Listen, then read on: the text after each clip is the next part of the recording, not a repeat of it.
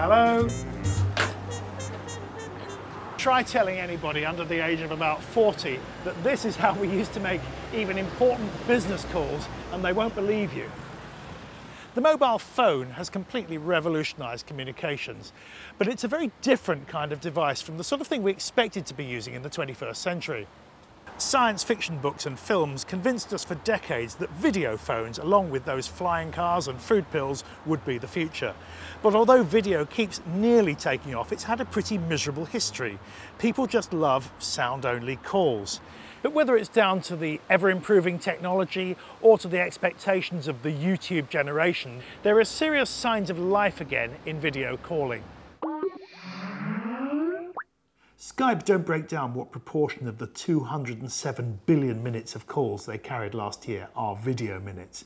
But all the indications are that it's video that makes it dear to the heart of its 663 million subscribers. Hello?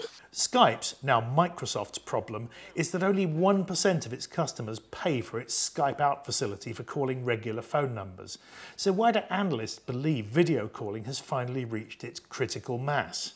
I think video has always had the promise of delivering better, richer communication. 60% of human communication is nonverbal. But what we've seen is the technology has finally developed to the point where it's able to deliver that value.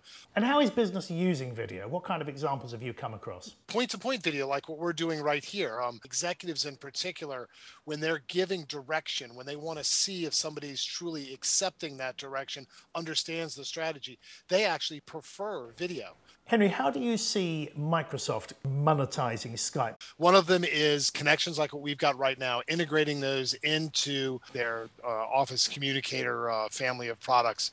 And the other thing is, clearly, Skype has great cachet in the consumer brand world. And that's something they can use in Xbox Live, their other Microsoft Live asset.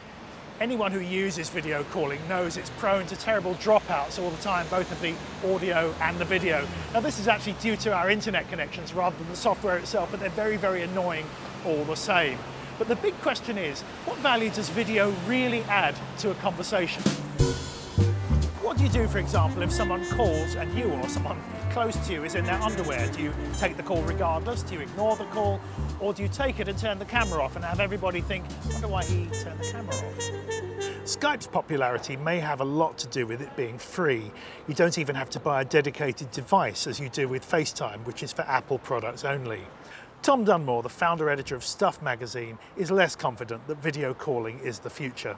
Anybody that's tried video calling knows that it can be fraught with its problems. Video is constantly cutting out, audio is cutting out. It's definitely not a seamless experience like picking up a phone generally is. But more than that, I think video is quite an invasive experience. You need to be prepared for it.